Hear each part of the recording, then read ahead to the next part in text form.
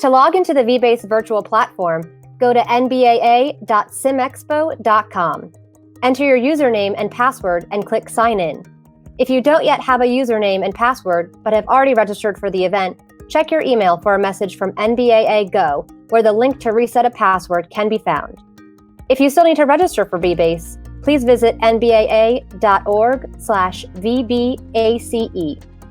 Make sure to keep your username and password handy, as you will need it each time you log in. Once you're in the VBACE platform, we encourage you to build a profile. Click on the person icon in the upper right-hand corner and then select Profile. Here, you can update your information, change your password, upload a photo, or even create your own custom avatar.